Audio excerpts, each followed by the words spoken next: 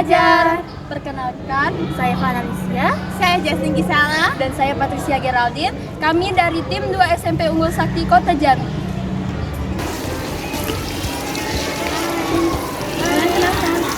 Ini loh, kok tangan aku rasanya gak enak banget ya setelah dicuci. Kalau kamu? Iya nih, tangan aku yang kena tingkat 3 gitu gak hilang-hilang. Oh gitu. Oh ya udah ya, ayo ke kantin.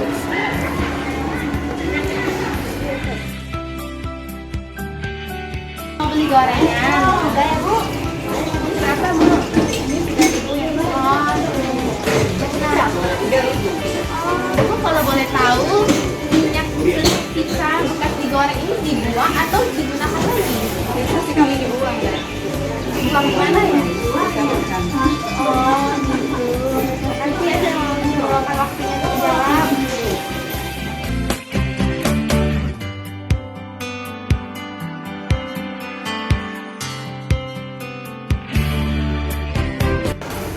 Oh yang limbahmu Belanda tadi kalau dibuang itu jadi lingkungan enggak ya? Iya. Bisa membuat saluran juga. Apa kita manfaatkan aja ya? Boleh, tapi manfaatnya jadi apa ya? Gimana?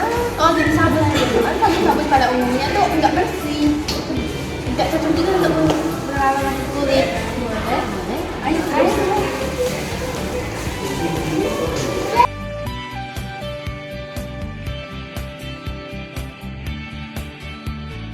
Alat dan bahan yang digunakan dalam percobaan ini antara lain kompor, kukusan, panci, termometer, spatula, whisk pengaduk, hand blender, gelas kimia atau beker gelas, lalu saringan, kain penyaring timbangan, sarung tangan, dan kacamata. Bahan yang digunakan antara lain minyak jelantah, arang, air, garam, KOH, citric acid, coconut oil, serai dan daun jeruk, dan essential oil. Langkah-langkah pembuatan sabun dari minyak jelantah. Pertama, panaskan arang di atas kompor.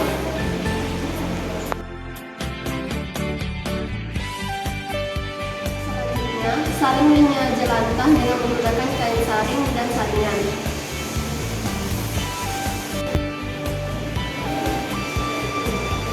Langkah selanjutnya, masukkan arang yang telah dipanaskan ke dalam minyak jelantah yang telah disaring.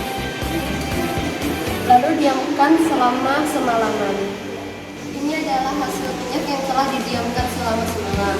Langkah berikutnya, minyak kembali kita saring untuk siap digunakan. Siapkan sirih dan daun jeruk, lalu rebus hingga mendidih. Tuangkan air rebusan sirih dan daun jeruk yang telah dingin ke wadah. Lalu masukkan KOH secara perlahan.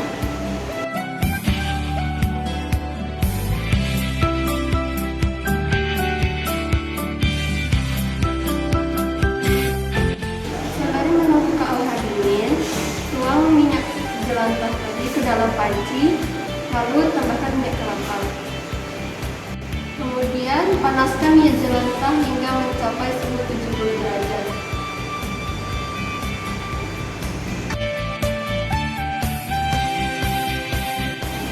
Angkat minyak jelantah yang sudah dipanaskan dan aduk dengan hand blender. Setelah itu masukkan larutan KOH dan aduk kembali dengan hand blender secara bergantian dengan whisk pengaduk sampai kurang lebih 1 jam. Adonan kita sudah kaku. Adonan yang sudah kaku kita kukus selama 23 jam, tapi setiap 1-2 jam kita aduk ya.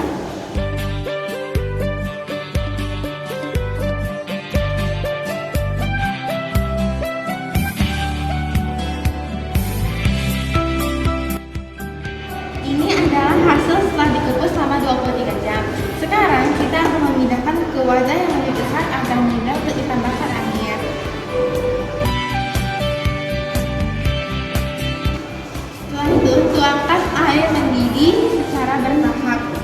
sebanyak 1 liter. Lalu tutup dan tunggu sebentar. Lalu tambahkan lagi 500 ml. Untuk mempercepat proses penghancuran, kita bantu dengan menggunakan spatula. Ini adalah sabun yang telah dicairkan. Selanjutnya kita akan membuat larutan asam sitrat dengan cara menuangkan asam sitrat ke wadah dan campurkan dengan air.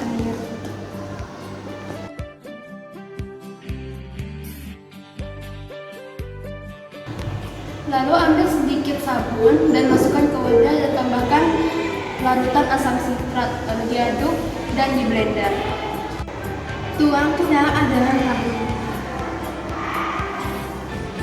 Agar adonan sabun rata, kita blender lagi. Kita diamkan sebentar untuk menghilangkan busa. Kita buka tutupnya. Jika masih ada busa, kita hilangkan dengan alkohol. Setelah ini kita tambahkan pewangi. Dalam hal ini, kita menggunakan essential oil dengan aroma romantic flowers. Siapkan larutan garam dan masukkan ke dalam sabun. Larutan garam berfungsi untuk mengentalkan sabun.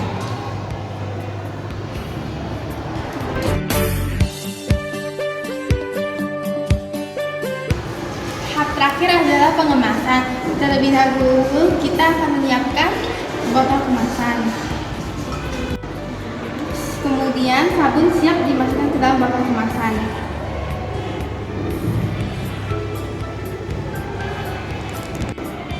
Ini loh teman-teman, sabun hasil olahan minyak jelantah.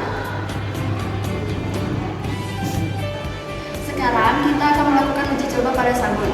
Kami melakukan uji coba sabun pada 3 hal. Yang pertama pada tangan manusia, yang kedua pada piring kotor, dan yang ketiga pada kain yang terkena noda.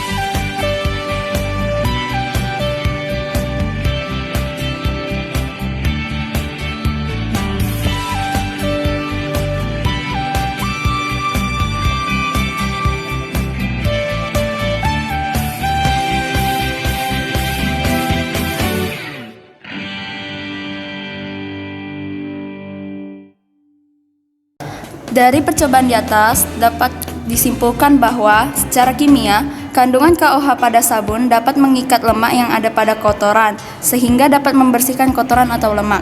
Cara reaksi penyabunan, lemak berikatan dengan basa kuat, sehingga menghasilkan sabun dan gliserol. Secara fisika, sabun yang dipakai pada tangan kita dapat merusak permukaan air. Sabun sengaja dibuat untuk mengurangi tegangan permukaan air yang disebabkan adanya gaya tarik-menarik antara molekul kotoran, sabun, dan air.